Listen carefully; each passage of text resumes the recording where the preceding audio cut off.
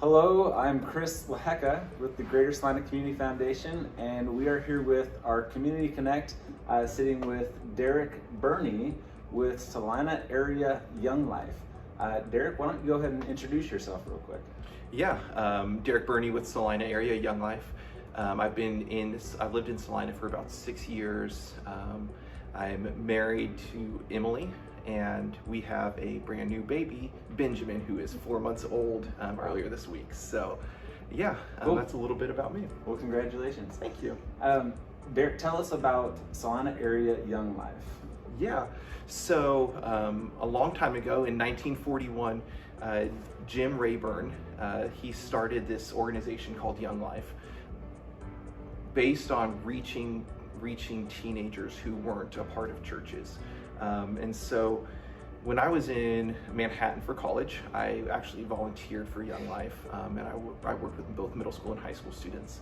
And then I moved here to Salina, and Young Life wasn't here, but there is an individual named Tyler McFadden, and he was working down in Wichita, and his business was involved with Young Life in Wichita. And so he saw what Young Life was doing in Wichita and really wanted Young Life to be here in Salina. So about 3 years ago, he contacted Young Life and said, how can I bring this here? Sure. And so we were on about a 2-year process of getting it all started. We formed a committee, so it's kind of like a board of directors, and then they hired me, which was pretty awesome. And then we were trying to start a youth ministry during a pandemic, which is a lot of fun. And so finally, about February is when we were able to start doing a little bit of stuff. And with that, Derek, you guys have recently established a fund here at GSCF. Yeah. Tell us about your plans and goals with your fund. Yeah, so with the fund here at the Greater Salina Community Foundation, we are hoping to do a couple of different things. First off is just to help fund our operating budget, to be able to have enough income to help grow our ministry, but also to be able to do the things that we're wanting to do.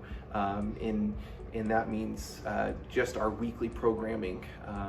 That's our administrative fees, and then also hopefully bringing on new staff members in the future. And the other option is to be able to give to our camp scholarship fund, to donate money to do a matching gift for students as they're raising money to be able to go to camp each summer.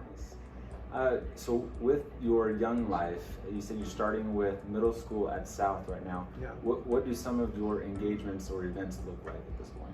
Yeah, so we do a couple of different things.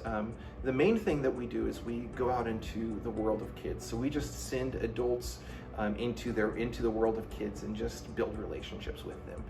Once we build relationships with them, we invite them to this thing that we call club, and that's our big group gathering.